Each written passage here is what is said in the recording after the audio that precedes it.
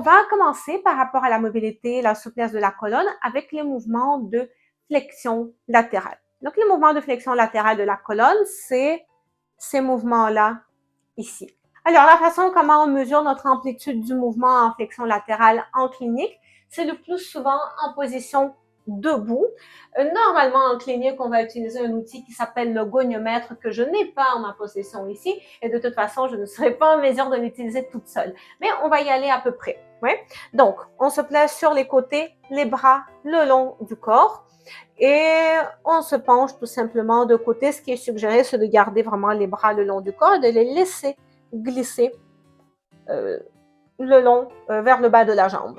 Donc, d'un côté, ici, on est autour de quelque chose qui se rapproche des 30 degrés. Et de l'autre côté, également, on va faire pareil parce qu'on s'entend que la mesure peut être différente d'un côté ou de l'autre. Un autre élément important à mentionner par rapport à la mobilité de la colonne, c'est que juste prendre la mesure, c'est rarement suffisant. On aimerait ça aussi voir de quelle façon le mouvement est réparti entre les vertèbres.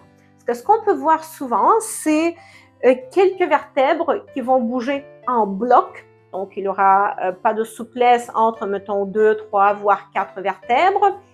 Ensuite, il y a un autre bloc de vertèbres qui ne vont pas bouger entre elles.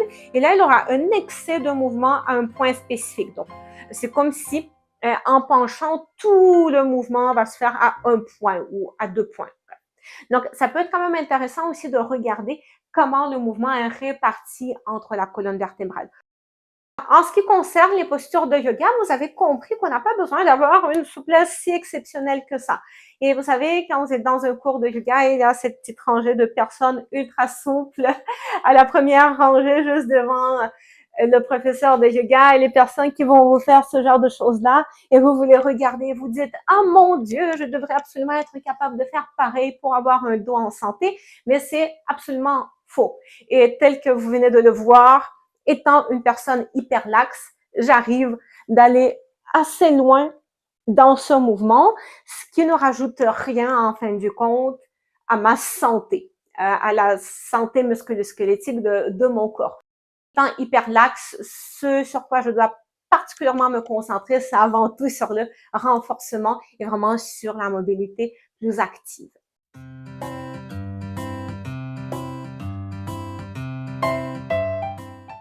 Quand il s'agit des postures de yoga, entre autres, ce qui va être particulièrement encouragé, c'est avant tout viser au niveau de notre colonne un étirement vers le haut. Donc, créer vraiment cet allongement de la colonne.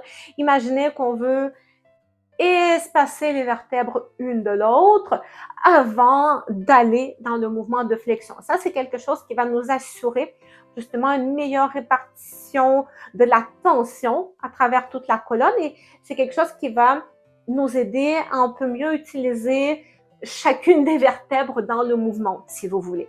Donc, si on prend une des postures de yoga parmi assez connues, tout simplement une espèce de demi-lune qu'on va faire en position debout. Donc, je me place debout, je vais lever mes bras vers le haut, je garde les épaules loin des oreilles, je m'étire vers le plafond.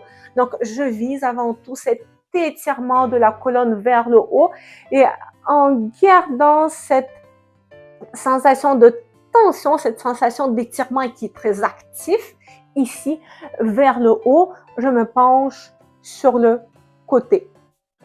Okay?